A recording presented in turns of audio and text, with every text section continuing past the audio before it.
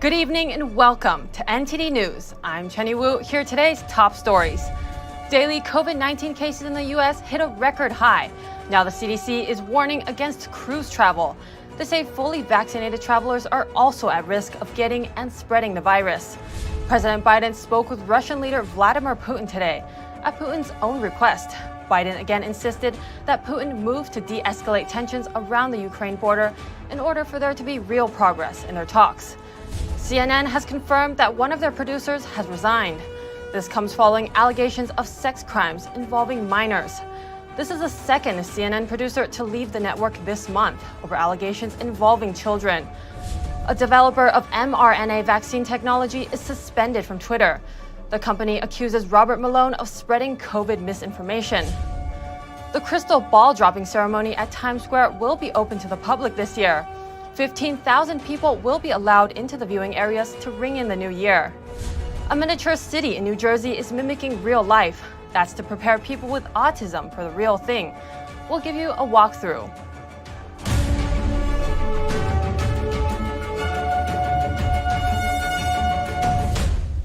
The pandemic situation is changing rapidly. Daily average cases in the country are hitting a record high, over 400,000 in the past 3 days. Meanwhile, Russia is also dealing with a rise in cases. Let's take a look. According to the CDC, there were over 480,000 new COVID-19 cases reported in the U.S. on Wednesday. For the first time, the 7-day moving average of daily cases hit over 300,000. Hospitalizations are slightly up amid the Omicron wave, but the average number of deaths has not changed dramatically. The CDC on Thursday warned against cruise travel regardless of vaccination status. The agency upgraded the COVID risk level for cruise ships to 4, the highest level. The CDC says in a statement, even fully vaccinated travelers may be at risk for getting and spreading COVID-19 variants. And on the other side of the globe, Russia has now overtaken Brazil as the country with the world's second highest COVID death toll. Russia reported over 87,000 deaths in November and over 650,000 since the beginning of the pandemic. Russia now has new rules for foreigners. Visitors staying in Russia for more than 3 months must be fingerprinted and undergo regular health checks for drug use and infectious diseases. Data from many countries show the Omicron variant presents less severe disease and lower hospitalization rates. But the director of the CDC this week said it's too early to tell. Twitter has suspended the account of a scientist who helped develop technology used in COVID-19 vaccines. The social media company accuses him of spreading COVID misinformation. NTD's Miguel Moreno tells us what happened. Robert Malone helped develop mRNA technology used in both Pfizer and Moderna's COVID-19 vaccines. In spite of his scientific achievements, Twitter has suspended Malone from its platform. A company spokesperson told me that the scientist was suspended permanently because he repeatedly violated Twitter's COVID-19 misinformation policy. The spokesperson didn't specify which of Malone's tweets or shares violated the policy, but false claims about the disease and COVID vaccines violate the rule. Malone has been an outspoken critic of COVID vaccine mandates, such as those for children. However, in a September interview on American Thought Leaders, the scientist said the vaccines have saved a lot of lives, benefiting the elderly and others in high-risk categories. As opposed, contrary to this thread of I'm trying to denigrate these and tear them down, no, I'm trying to say I'm all in favor, strongly in favor, of ethical development and deployment of vaccines that are safe, pure, effective, non-adulterated. Malone is active on other social media sites such as Getter and Gab. Former New York Times reporter Alex Berenson filed a lawsuit against Twitter this month. He claims that Twitter violated the First Amendment and federal California laws by suspending his account. Miguel Moreno, NTD News. President Biden called Russian leader Putin today. Biden again insisted for there to be real progress in these talks, Putin must move to de-escalate tensions around the Ukraine border. And NTD's Melina Wisecup reports. U.S. government officials are keeping a keen eye on Ukraine's border, where Russian troops were holding months-long drills. Over the weekend, Russia reportedly withdrew around 10,000 troops from the border, a small number compared to the 100,000 that piled up over the past few months. But U.S. officials say they still see a significant presence of troops in and around the border. The U.S. right now is concerned that Russia is planning to invade Ukraine. U.S. intelligence officials have warned Ukraine and other allies Russia could launch an attack in the next few weeks. President Joe Biden is warning Putin that economic consequences will follow if Putin were to order an invasion. And on the call, Biden urged Putin to de-escalate in order for real progress to be made in their negotiation talks that will hopefully maintain security and stability in Europe. But Putin also has his list of requests. The issues on the agenda are difficult matters. After the last talks, the Russian side, as President Putin promised, formulated its position that was outlined in the drafts of 2 documents submitted to Washington and several European capitals. Russia unveiled a wish list of security proposals it wants to negotiate, including a promise NATO would give up any military activity in Eastern Europe and Ukraine. The Biden administration says some of Russia's security proposals are unacceptable, but the U.S. and NATO are still working towards principled diplomacy with Russia. And Russian officials will be meeting with U.S. officials in Geneva on January 10th. This is a large part of what those discussions between Biden and Putin revolved around today. President Biden was also asked if he'd plan to attend that meeting in Geneva to meet with Putin face-to-face. Biden responded saying, "We'll see." Reporting in Washington, D.C., Melina Weisskopf, NTD News. The Biden administration is once again trying to end the Remain in Mexico policy. They're asking the Supreme Court to hear a case involving the policy. NTD's Allison Lee has the details.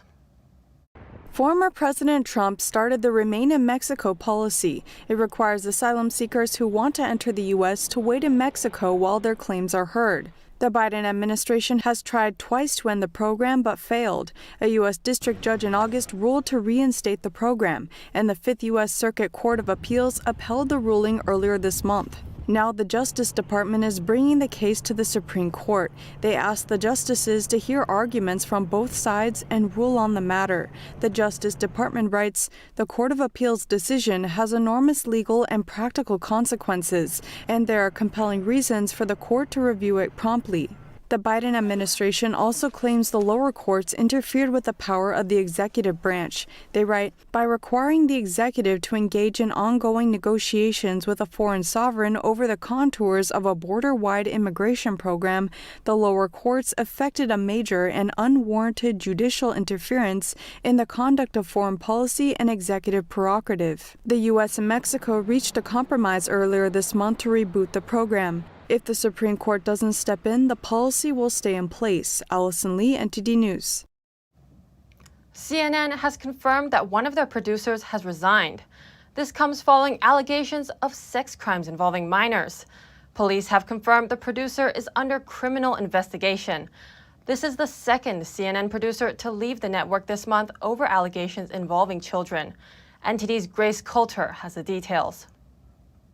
CNN senior producer Rick Salibi has resigned following allegations that he solicited nude photos of a 15-year-old girl and fantasized about getting sexually involved with the 14-year-old daughter of his fiancée. CNN confirmed Salibi's resignation to the Epoch Times, saying in an email Wednesday that he resigned 2 weeks ago, around the time the allegations were made public. Journalism nonprofit Project Veritas reports that it obtained incriminating text messages allegedly sent by Salibi. The nonprofit released a report on the messages December 15th. Project Veritas said it contacted authorities, Salibi's fiancée, and CNN after obtaining the messages. Police in Fairfax County, Virginia, told Fox News they have launched a criminal probe of Salibi. The police said the investigation involves serious allegations involving potential juvenile victims, and detectives assigned to the Child Exploitation Squad of the Major Crimes Bureau are leading the investigation. Police told Fox News they have been in communication with Project Veritas. The police spokesperson also said they had seized numerous items from the subject's Virginia home. Salibi appeared in court in Fairfax County on Tuesday. Project Veritas reports he was answering to a protective order placed against him by his now former fiancée. Salibi's attorney has not responded to requests for comment. Earlier this month, another CNN producer, John Griffin, was arrested by the FBI after being charged with 6 crimes involving minors as young as 9 years old. He was later fired by the network. Griffin, who pleaded not guilty last week, is being held without bail. He faces up to life in prison if convicted on a single count. And in 2019, former CNN producer Steve Brusk resigned after he was accused of sexual misconduct in an undercover video published by Project Veritas. Coincidentally, it was Salibi who made the allegations to the undercover reporter. Grace Coulter, NTD News, New York. 2022 is right around the corner, and this year the crystal ball dropping ceremony in Times Square will be open to the public. NTD's Jason Perry has the story. On New Year's Eve last year, the ball dropping ceremony was closed to the public due to the pandemic.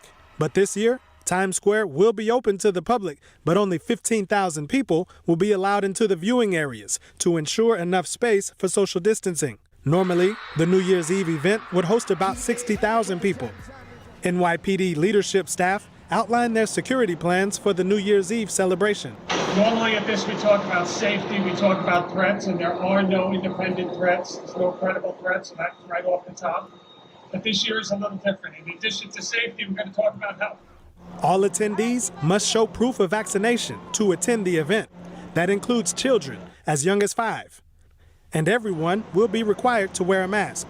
The inner and outer perimeter of this event will be protected by many of our other assets. Some you will see and some you will not see, including plainclothes observation teams, bomb squad response teams, radiation detection teams, vaporwave canines, drone detection, and sandblock trucks from the NYPD as well as sanitation. The NYPD encourages everyone to report suspicious activity to 1-888-NYC-SAFE or to 911. Right after the ball drops, New York City Mayor-elect and former police captain Eric Adams is going to take his oath of office here in Times Square to become the next mayor of New York City. Jason Perry, NTD News, New York. Did you ever wish someone had prepared for you for adult life better than school did? In New Jersey, there's a place that does just that for people with autism. NTD's Arian Pazdar shows us the facility and talked with the co-founder and CEO. There's a pet shop, a photo shop, a hair salon, and much more. This place is called Lifetown. It has everything a real city has, and it prepares people with special abilities for real life. The facility is located just about 40 minutes from Manhattan and cost almost $20 million to build. Most of the visitors have autism. So what exactly is the goal here? Experiencing life in a real setting, and then be able to take the experiences that they have here in Lifetown and be able to apply that to the real world. Rabbi Grossbaum is the co-founder and CEO of Lifetown. He says guests are learning more than just practical skills here. The universal message of care and concern and love of your fellow. There is a lot of practical learning, however, and most of that is done in the heart of the facility. Welcome to the Lifetown shops, the heart of Lifetown. Here we have 15 fully functioning stores where schools and individuals, families can come here and they go to the bank, they withdraw real money, and they budget their money and budget their time as they go around to each one of the stores and experience life in a real setting. Each visitor gets $12, which they can spend on whatever they want. Some possibilities are getting your nails done, renting a bike, taking an art class, or even going to the movies in the city's very own theater. Spirit may haunt you for the rest of your life. Although a bit camera shy, the guests really seem to like it here. I like shopping around the Life Village. We love Lifetown. And what do you love most about it? Mostly all the volunteers and hanging out with everybody. Besides the shops in the Life Village, the facility also has a gym hall, a playground, and a football field sponsored by the NFL and the New York Jets. Much of the work is done by volunteers who say being here makes them feel good. It does my heart good to be here, talk to them, work with them. The facility has been open throughout the pandemic, and they plan to keep on operating. If you or a loved one wants to experience this place, you can find all the details at lifetown.com. Ariane Pastar, NTD News, New Jersey. Ghislaine Maxwell was found guilty yesterday on 5 of 6 sex trafficking charges. Her attorney is vowing to appeal tonight. We hear more from an anti-sex trafficking advocate who gives us his analysis on whether justice was really served in the Maxwell trial. Child advocate Jaco Boyens, who helps to rescue and rehabilitate victims of sex trafficking, says he believes there was justice in the Ghislaine Maxwell trial, but not overall justice. Yes, Ghislaine Maxwell needs to be behind bars, absolutely. So justice there, but overall justice for combating the crime of sexual exploitation, absolutely no justice. So they've isolated this case now as if, again, there's one bad actor, one bad person in the United States trafficking children, and we got her. Meanwhile, this is a crime that's happening in every single neighborhood in America. And until we holistically say, look, the purchase of sex with children is absolutely taboo. And if you do that, you go away for life, right? We will not stop this crime. Sure, Ghislaine Maxwell's behind bars. This is the same as arresting El Chapo and think because you arrested El Chapo, there's no more drug trafficking across the Texas-Mexico border. That's insane. But we repeatedly do this when it comes to the sexual exploitation of children or the Me Too movement, Harvey Weinstein. They get Weinstein. Now all of a sudden, all things are good. No, it's not.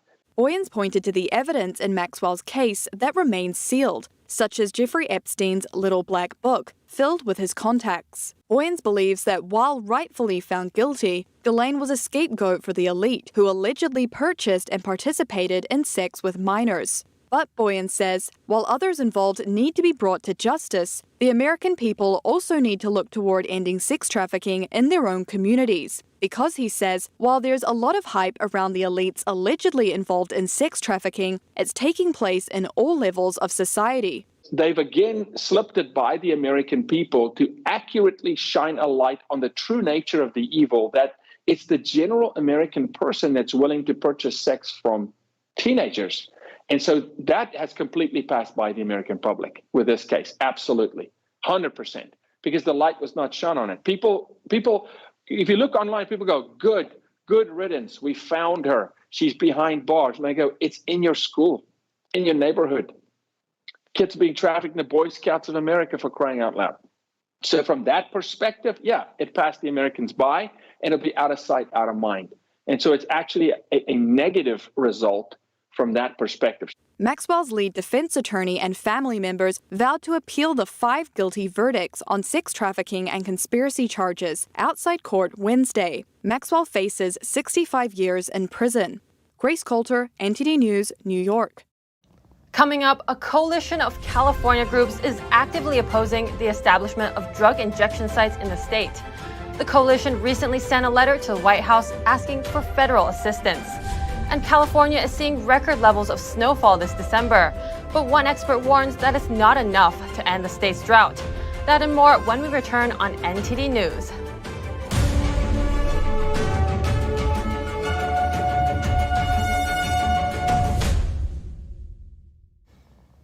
For many years, California has been trying to pass laws that would allow the creation of drug injection sites.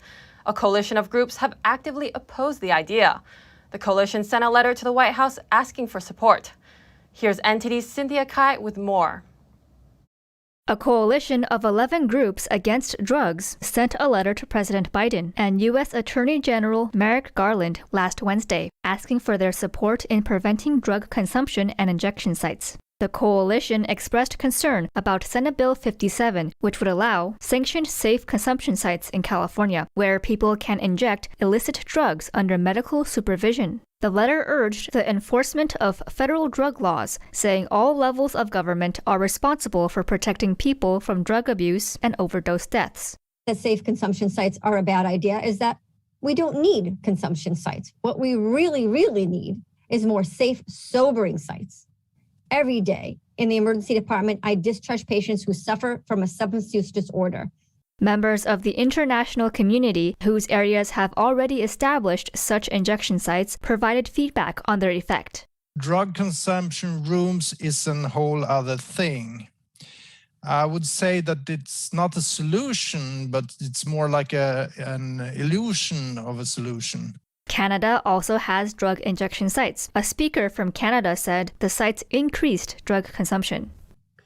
So why such a soaring increase in the number of homeless people around Vancouver downtown east side? Why? Because that injection site has become a huge magnet, drawing drug users, not only drug users, but also traffickers.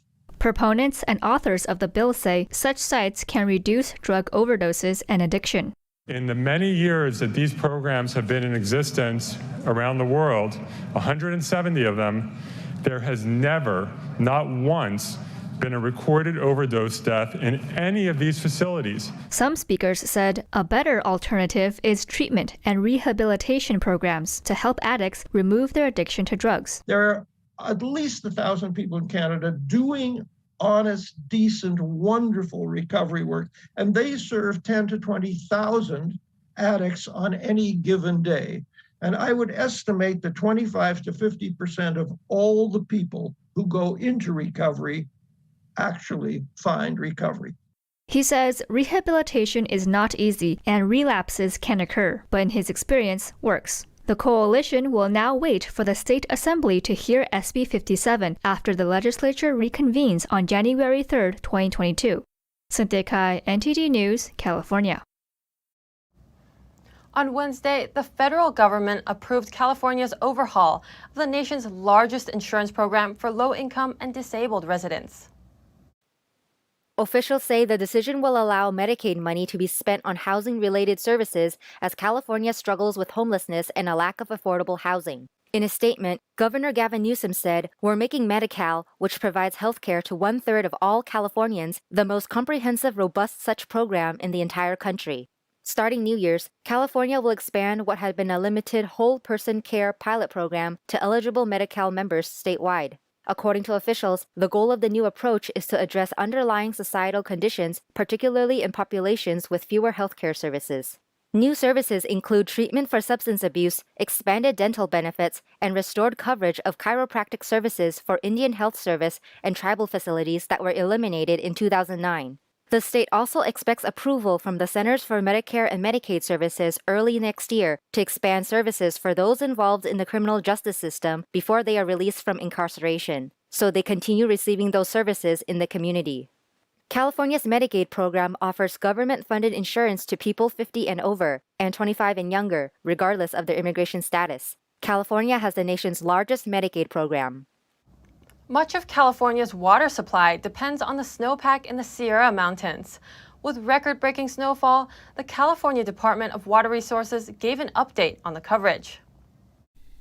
California has seen record-breaking snowfall in the Sierra Nevada mountains this December. The Department of Water Resources conducted its first winter survey today. A survey today recorded a snow depth of 78.5 inches and a snow water content of 20 inches. That results in 202% of average to date and 82% of the April 1 average here at this location. Despite the large amount of snow, the water level hasn't increased since the last measurements were taken in April. California is still facing drought conditions. Even though rain and snow are currently above average, this drought is still far from over. Most of our reservoirs are still below average and our groundwater is still recovering. Last spring, the manual survey recorded 56 inches of snow depth and a snow water equivalent of 21 inches. De Guzman said that today's measurement was similar to years before the drought began in 2013. Meanwhile, the U.S. Drought Monitor showed improved drought intensity compared to last week. De Guzman added that despite the high levels of rain and snow in California, water shortages are still present. The college football playoffs will get underway Friday, with upstart Cincinnati squaring off against defending champion Alabama in the afternoon, while Big Ten champion Michigan takes on SEC runner-up Georgia in the nightcap. NTD's Dave Martin has more. The Cincinnati Bearcats are the only one of 130 FBS schools that are undefeated and yet they find themselves as 2-touchdown underdogs to top-ranked Alabama. A sign of just how much respect Nick Saban and the defending champions command. The Crimson Tide this year aren't as dominant as last year's 13-0 squad that ran away with both playoff contests, but they still boast the Heisman Trophy winner at quarterback in Bryce Young and put up 41 points against Georgia's vaunted defense in the SEC championship. In addition, they beat every ranked team on their schedule, while their lone loss was on a last-second field goal at Texas A&M. Cincinnati boasts a win at Notre Dame, the only blemish on the Fighting Irish's 11-1 record, and undoubtedly have a chip on their shoulder as the first Group of 5 team to ever make the playoffs. Meanwhile, Michigan should have their hands full with Georgia's top-ranked defense. The Bulldogs' only hiccup was the aforementioned loss to the Crimson Tide their last time out, where they gave up more points in that one contest than they had the entire month of November. The Wolverines feature 2 running backs, Hassan Haskins and Blake Corum, that have rushed for more than 900 yards as part of their balanced offense. Jim Harbaugh's team is going to have to duplicate the execution they showed in their past 2 games, dominant wins over Ohio State and Iowa, in order to get past the Bulldogs. Dave Martin, NTD News, New York. The U.S. National Park Service is waiving entrance fees for 5 days next year. The 5 free days will be spread out across 5 different months. They include Martin Luther King Jr. Day, Veterans Day, and the first day of National Park Week. People who visit any national park on those days will not be charged an entrance fee. The NPS oversees more than 400 national parks. It says only about 110 of them have admission fees, ranging from $5 to $35. Coming up, nobody is safe in China. No matter if you're in a hotel, airport, or even a public restroom, a hidden spy camera may be right there staring at you. 3 down and only 3 more to go. Germany is shutting down its nuclear power plant amid high electric costs and an energy crisis.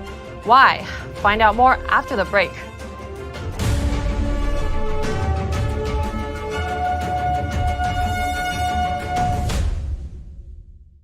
Travel for K Original, Jola Namdo. The moment your 5 senses awaken, K Culture. The taste of Jola Namdo leads to the world, K Food. An exhilarating memory that I will cherish. There's no end to happiness, K Life.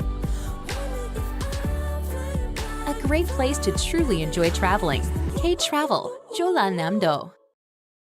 It's just clear as day. The media, whether it's broadcast, cable, or print media, has become extremely biased. And I started looking online for alternative ways to get information. And I saw an ad for a free trial. And I looked at it and I said, Epoch Times. I mean, come on, this is end of days type of stuff. I mean, what are they going to be talking about here? And I said, well, it's a free trial. Let me dig in. Is it giving me both sides? Is it giving me an objective point of view here? I have looked for opportunities to see where they might be biased, and I don't find it. It has given me a level of trust in media that I didn't think I'd ever get back.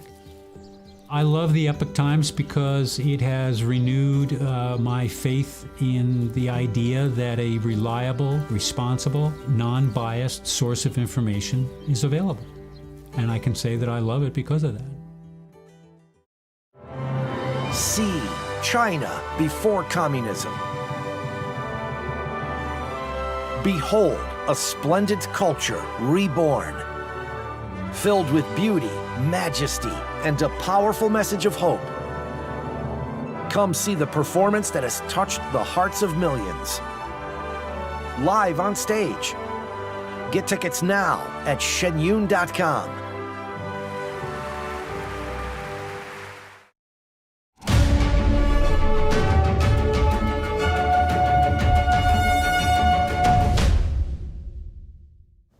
A new report says spy cameras and covertly snapped photos are running rampant in China.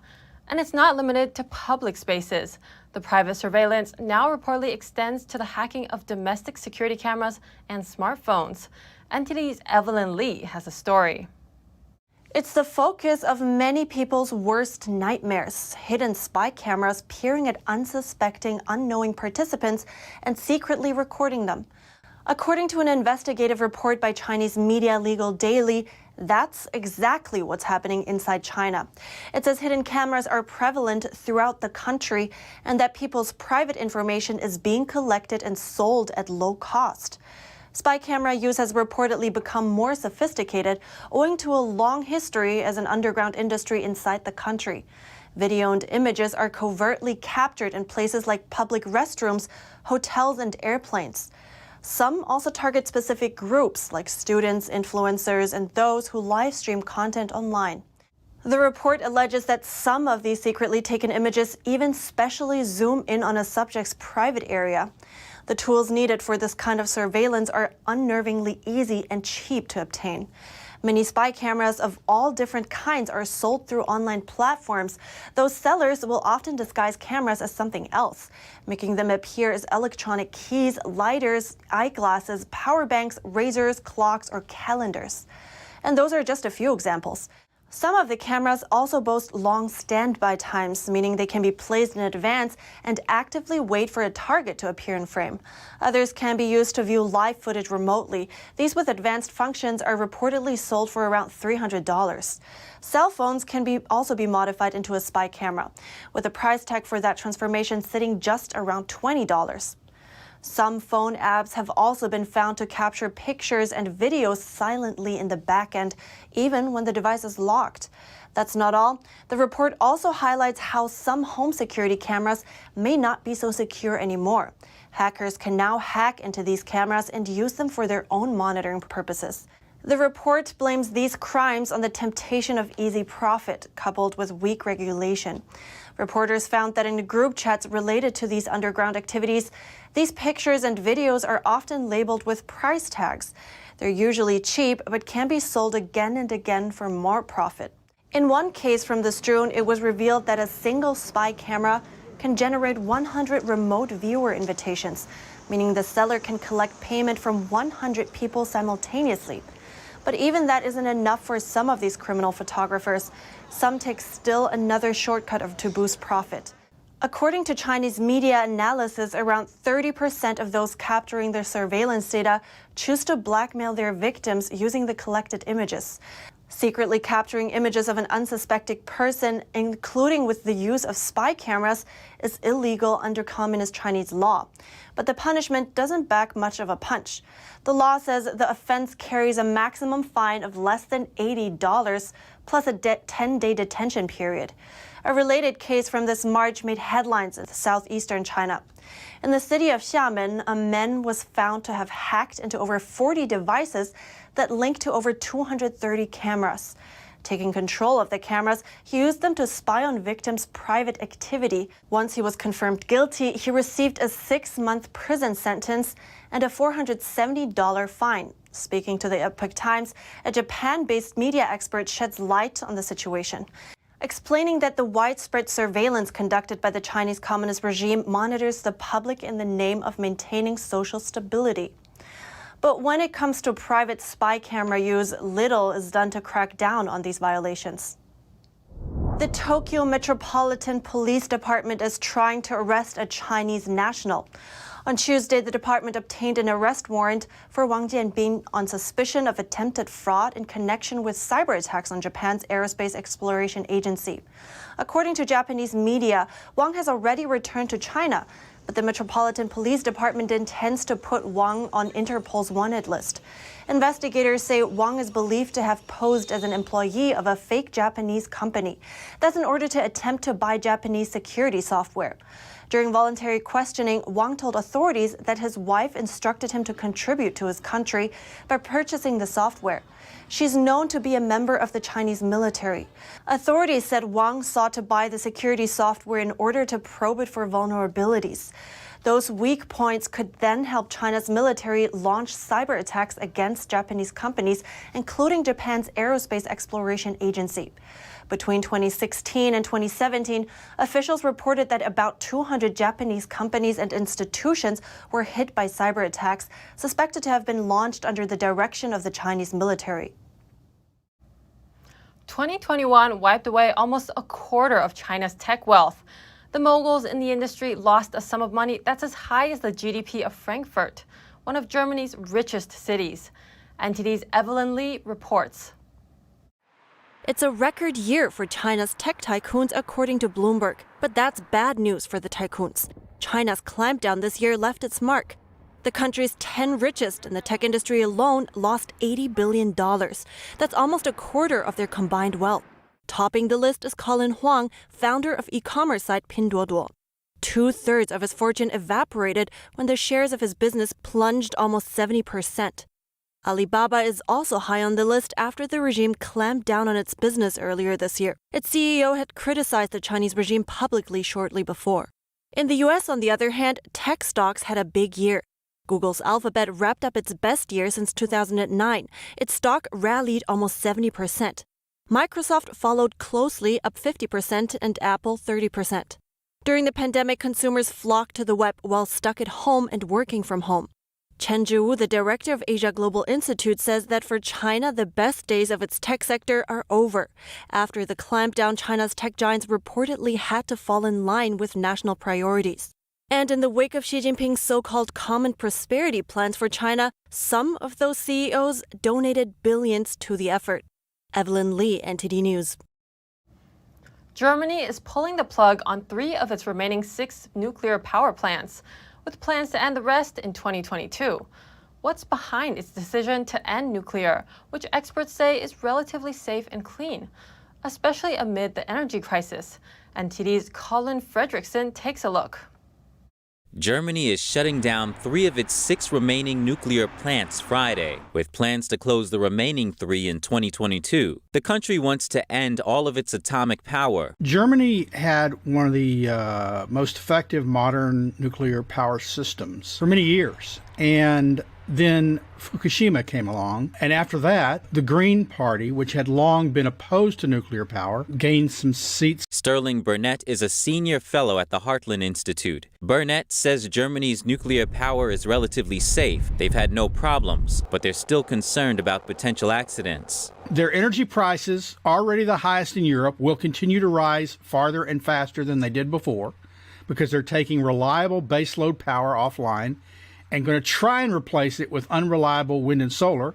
And their wind and solar is breaking down now. I mean, they have energy shortages already. Those shortages will only become more acute. And Germany may have to rely on foreign energy, including from adversaries. Now they are dependent upon France, and they are dependent upon Russia for their electricity generation. Daniel Turner is the founder of Power the Future, a nonprofit that aims to offer truth, facts, and research that will enrich the national conversation on energy. Turner says Germany will depend more on France's nuclear power and Russia's natural gas. Germany's decisions, they're not based in reality, right? They're choosing, they're hoping to have this perfect world, but we don't live in that world.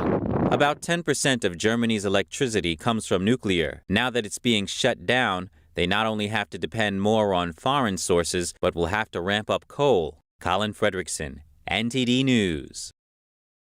Coming up, many people's flights were canceled this holiday season. We have some tips on what to do if that happens to you. And an overview of how Europe's migrant crisis played out this year. 2021 saw a record number of illegal immigrants crossing into Europe. Find out more in just a moment here on NTD News.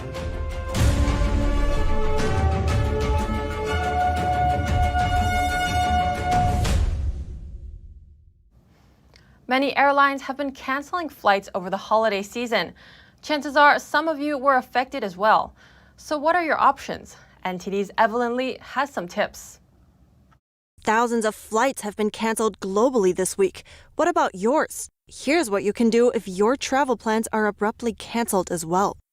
Just know that you are entitled to a refund. Keep proof of what you have. Keep screenshots of the cancellation emails that you get and of any receipts that you have associated with those delays so that you can be better prepared for filing claims moving forward. Jen Ruiz, a travel blogger, says that doesn't apply if you canceled the flight yourself. But if you didn't, it can be a hassle at the moment to reach somebody with your claims. On Monday alone, more than 3,000 flights were canceled around the world. So to avoid hour-long wait times on the phone, just reach out online. try different channels if you don't immediately get a response. So Twitter's a great way to get responses. You can also try reaching out through your elite status or any kind of numbers that are available for frequent flyers or credit card holders. But if worst comes to worst, you can file complaints through official channels. Rui says you can do that through the Department of Transportation, and the airlines will have 60 days to respond. The United States Public Interest Research Group says it's also important to be persistent. Airlines often try to offer you vouchers with expiration dates instead of a full cash refund. Regardless of the reason for the airline having to cancel, when they cancel the flight, they have to reimburse you in cash or whatever your way that you paid. Rui says while it can be a lot of work to get the money back, it doesn't have to be. Now there are third parties that will go after the money for you, taking a percentage of what you recover. Evelyn Lee, NTD News. 2021 has seen a vast influx of illegal immigration into Europe, with some countries reaching record numbers. Conflict in the Middle East and underlying tensions between Belarus and the EU have led many to seek a life outside their own countries and embark on a dangerous journey to enter Europe. NTD's Joy DeGood looks at how the migrant crisis played out this year. Throughout 2021, people illegally crossing borders into Europe has rapidly increased. As tensions grow in their own countries, many undergo intense hardship in pursuit of a better life elsewhere. About 4.2 million people were reported as stateless at the end of 2020, although the true figure is estimated to be significantly higher. Bosnia has for several years been part of a transit route for thousands of migrants from Asia, the Middle East and North Africa. Between April and June 2021, approximately 34,000 refugees and migrants arrived in multiple European countries. Compared to the previous quarter, arrivals increased by nearly 60% in Italy, 50% in Bosnia and Herzegovina, and 40% in Montenegro. Spain deployed troops to Ceuta in May to patrol the border with Morocco, after 8,000 migrants entered by swimming or by climbing the fence. Some were prepared to risk their lives. He said that he didn't want to go back to Morocco, and he doesn't have any family there, that he didn't mind dying there from the cold. If we hadn't convinced him, he would have stayed there until nighttime, until the early hours of the morning. Thousands of Belarusians escaping a political crackdown fled to neighbouring Poland in 2021. In Belarus, when your hands are cuffed, it's like a jail sentence. That's the only thing that waits there. There's nothing else. The EU has accused Belarusian President Lukashenko of sending migrants over its borders with EU nations in retaliation for sanctions. He is said to have rigged the election and instigated a massive crackdown on the opposition. The UK has also seen a big increase in illegal immigration this year, with frequent channel crossings mostly from France. 27 migrants died when their dinghy deflated in November. The accident was the worst disaster on record involving migrants in the channel. It was wave dying. It's not you giving yourself in the boat, you say, okay, his last point, I'm going to try in my life. Human traffickers typically overload the dinghies, leaving them barely afloat as they try to reach British shores. France and Britain agreed in July to deploy more police and invest in detection technology to stop migrants risking their lives crossing the channel. The route is one of the world's busiest shipping lanes. Joy Dugid, NTD News. Facebook and other large companies are pouring cash into the Metaverse, a digital immersive experience meant to mimic real life. But what are some of its drawbacks and concerns? NTD's Phil Zoe reports. The Metaverse is promising anything and everything, from playing games to living a life of luxury to exploring a fantasy world. But things can get dark fast, even in a make-believe place. Some very significant reported assaults and harassment in virtual platforms already. And this is not even the full Metaverse. It can be a gateway for a lot of sexual and inappropriate behaviors. One player joining a shooting game was sexually harassed virtually while waiting for the game to start. We are not used to being avatars. So in the avatar world, if someone comes up and taps me on the shoulder, I am going to feel whatever I feel in a very, very exaggerated way. Gilad Talmon is CEO at virtual reality firm Teva. It's harder to be nasty to someone when you're face-to-face with them. It's easier when you're just texting, and the Metaverse is kind of in the middle. Talmon says not all games in the Metaverse are created equal. There are places in the real world that we wouldn't go, so there are places in the Metaverse that we will probably won't go to, and that we won't allow our children to go to. Both his 10 and 15-year-old children are regular gamers in the Metaverse, and no issues so far. When you're in the Metaverse, you can always just, shut the computer off and disengage from the entire experience. Whether it's the real world or the virtual world, always use caution and look on the positive side. The vast majority of people are decent human beings. Kindness and goodness,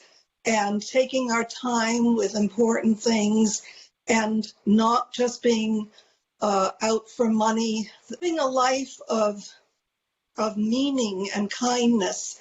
Phil Zhou, NTD News. Today, London's iconic Big Ben is chiming in preparation for New Year's Eve, when the bell will be struck 12 times to mark the start of 2022. The clock and bell have been hidden away behind scaffolding for 4 years, but all 4 faces of the famous clock tower will soon be on display again. The bell is currently powered by a temporary electric motor, but the original Victorian mechanism is expected to replace it when the 4-year conservation project is finished in spring 2022. Then the iconic clock tower will once again sound the famous Westminster Quarters melody and resounding bongs throughout the day. Coming up, after an eventful 2021, what does 2022 hold for space travel? New milestones are on their way, including another Mars mission and even more space tourists launching to the stars.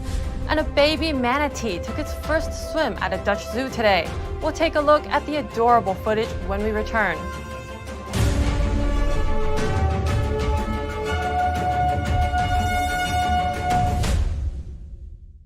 Hello, I'm Mike Lindell, the CEO of MyPillow. Cancel culture has not only affected myself and MyPillow, but millions of you out there. My employees and I want to personally thank each and every one of you for all of your support. At MyPillow, we not only have pillows, but we have hundreds of products, including my new slippers, bathrobes, sleepwear, and my new beds. We're offering the best gifts ever for the best prices ever. For example, we have this exclusive offer on the standard size MyPillows, regularly $69.98, now only $19.98 with your promo code. We also have the queen size MyPillows, regularly $79.98, now only $24.98 with your promo code. And we have the king size, regularly $89.98, now only $29.98 with your promo code. So go to mypillow.com now and use the promo code on your screen, or call the 1-800 number below to receive this exclusive offer.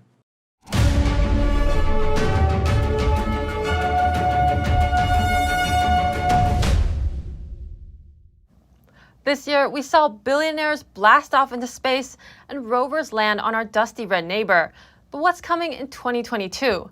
New milestones are on their way, including another Mars mission and even more space tourists launching to the stars. Here's more. 2021 turned out to be a big, newsy year in space, no doubt about it. But 2022 is going to continue that momentum and maybe even amp it up a little bit. On the space travel to-do list this coming year, more people visiting space, including NASA astronauts and tourists alike.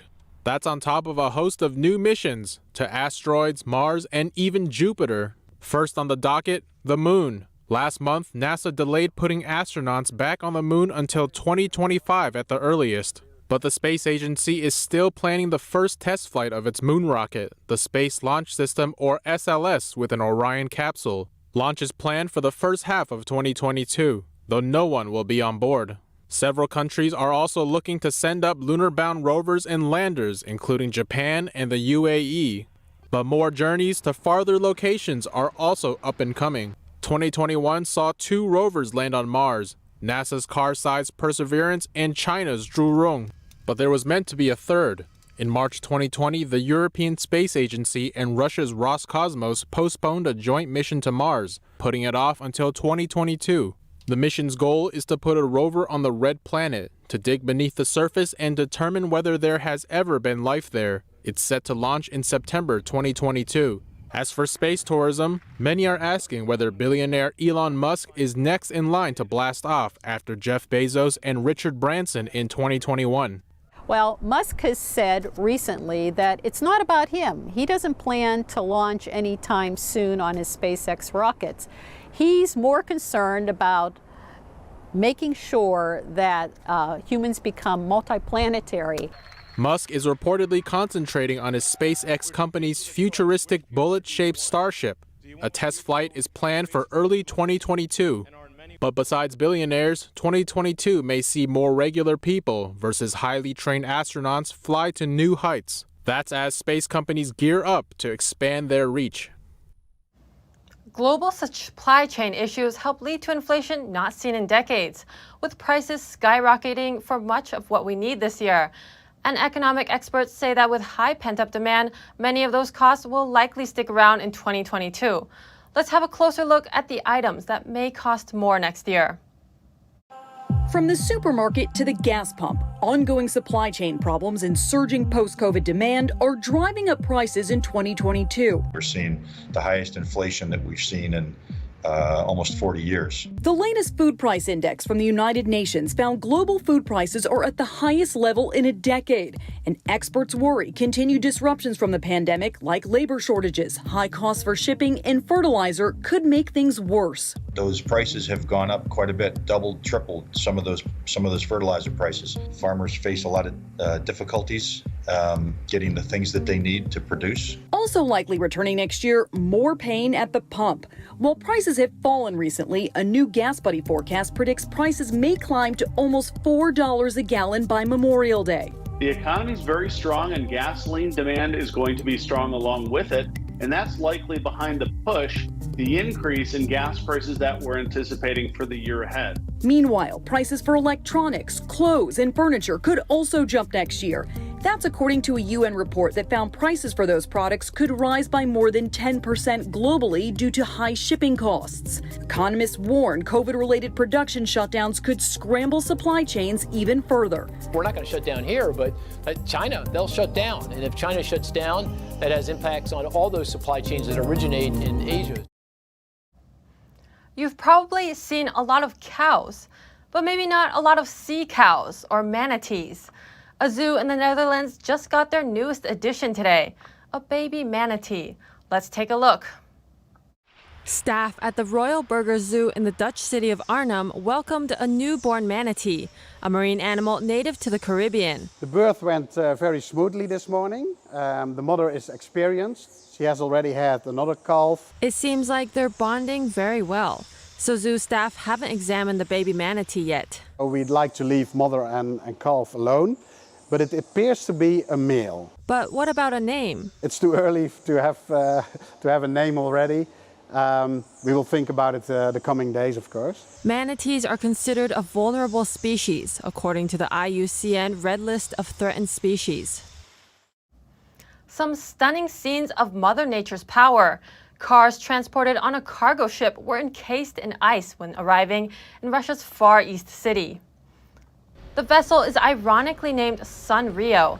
It encountered bad weather on its journey from South Korea through the Sea of Japan. When it finally docked in Vladivostok on Monday, dozens of vehicles looked like giant metal popsicles. The captain told local media that strong waves and wind had covered the cars with water, which soon froze. A local weather forecast says temperatures in some areas could drop to negative 45 degrees Fahrenheit, about 10 degrees below the seasonal average. And that's all for today's news. Thanks for tuning in. See you tomorrow night.